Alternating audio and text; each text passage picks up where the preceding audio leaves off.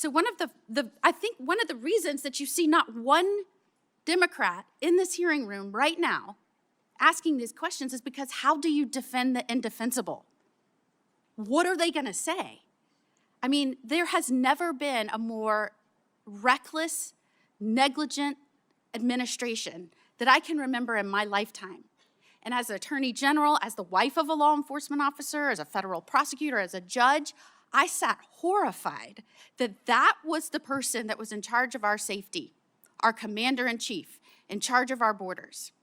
And I know, Mr. Wold, you have talked about the danger in executive actions being pushed out when somebody's not in charge that understands how it's affecting the safety of this nation. I'm sure based on your prior experience and some of the things that you saw being pushed out, I often thought, this is a radical aide's dream. You have a commander-in-chief probably not able to pay attention, and they're pushing out policies left and right. Tell me in your experience if you noticed anything where that could be the case coming out of that administration. Yeah, thank you, Senator. I mean, I think on the immigration score itself, so many of those sort of special powers exercised by President Biden on parole, on temporary protected status, they require the president to do those in his own name, correct? It's a case-by-case evaluation performed by the chief executive. And so I think in reviewing some of those, when I was sitting on the sidelines, the question I had was, what does the paper process look like for that? How did DHS work that up? How did it go through the staff secretary's office? And what was the president briefed on as far as the policy considerations tied to some of these decisions to bring in violent criminals from Haiti or Nicaragua into the interior of the United States? And it concern you when you learned, and we are now uncovering, that cabinet officials were kept from meeting with the president for months at a time? Look, I mean, if you go back through our history, Senator, so Grover Cleveland, Wilson, FDR, JFK, President Johnson, President Biden, it's almost a Democrat sport to keep from the American people the health and acuity of the chief executive. They've been doing this for a long time, but this is of another level, especially as Mr. Spicer was mentioning, the complicity of the national media in obscuring this, but also that cabinet officers would go to the lengths of avoiding interacting with the chief executive because they were fearful that they would have to speak to his diminished capacity. And I'm running out of time, and it was of particular concern that the media seemed to never ask him about executive actions and policy. Favorite flavor of ice cream? Yes. Why he was pushing dangerous criminals into the interior of this nation? No. And that is why I think this hearing was so very important.